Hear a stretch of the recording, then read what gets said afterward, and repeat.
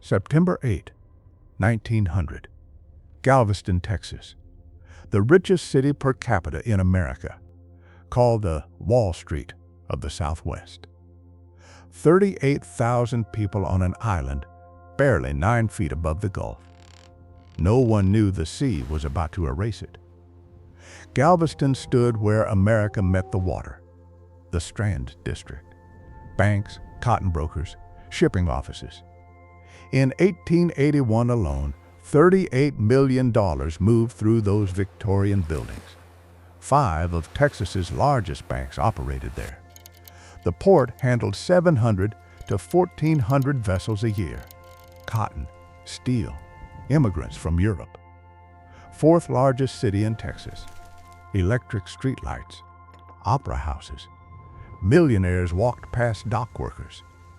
The island sat on sand. Highest point, 8.7 feet. Locals called it overflows when water swept the beach. They'd seen storms before. None had been serious. Weather Bureau Director Isaac Klein had written years before that a major hurricane striking Galveston was impossible. Saturday morning, September 8. Rain. Wind. The tide came early. By noon, Gulf water crossed the beach. Families moved furniture to second floors.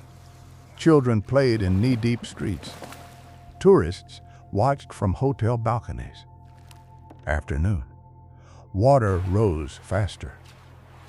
Isaac Klein drove a horse cart through neighborhoods. He told people to leave. Few listened. The bridges to the mainland failed by 3 p.m. 6 p.m. Wind broke the Weather Bureau's anemometer at 84 miles per hour. The real wind speed was higher. Storm surge 15 feet. The island stood at less than 9. Houses near the beach went first. The surge lifted entire blocks. Wood, brick, slate became projectiles. One row of buildings fell. Debris crashed into the next row. A wave of destruction moved inland. People held onto trees, rails, each other. The wind tore them loose. Timbers pierced walls. Bricks flew horizontal. Some families climbed onto floating wreckage. Waves pulled them under. The Strand District flooded. Water reached second floors. Those ornate banks, the Victorian facades. Underwater. Midnight. The wind stopped. The water receded. September 9. Dawn. Mother of pearl skies. 1/3 of the city was gone. Not damaged. Gone. Where houses had stood, bare sand. 2,636 homes destroyed. 6,300 structures damaged. Bodies everywhere. In the streets. Floating in the bay. Hanging from broken trees. The steamship Pensacola reported they could smell the dead from the water. The count began. 6,000 dead on the island. Some estimates said 12,000, 1/5 of the population. Workers gathered bodies for days. They tried burial at sea. The tide brought them back. They burned them where they lay. The smoke lasted for weeks. Houston took the port business. Investors looked north. The oil boom sealed it. Galveston faced a choice: abandon the island or defy the Gulf. They chose defiance.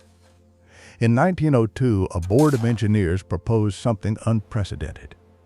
Build a seawall, 17 feet high, 3 miles long. Then raise the entire city to match it. Some called it impossible.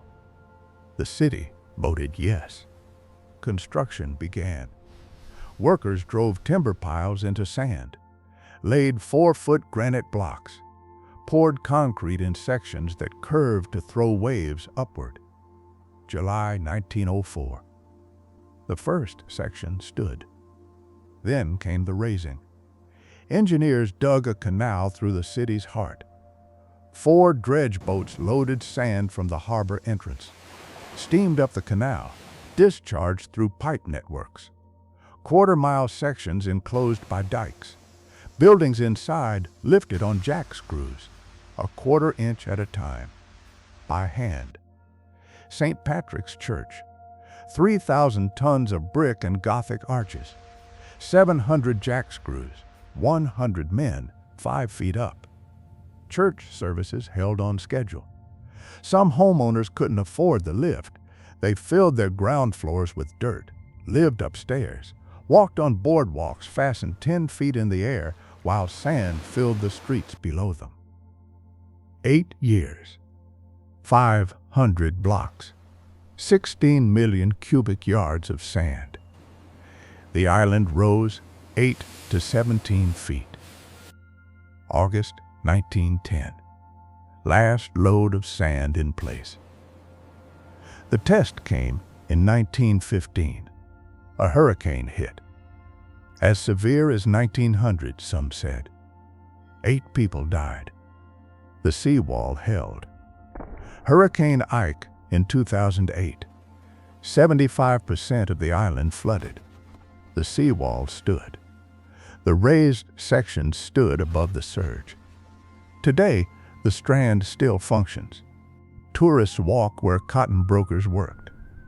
The seawall stretches 10 miles. Monuments mark the 1900 dead.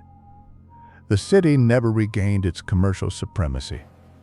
Houston kept that, but Galveston kept its existence. Sometimes survival is the victory. Sometimes the price of defiance is permanence, not prosperity. 8,000 died. An entire island lifted on jack screws. The Gulf was held back. The city endures. The water waits.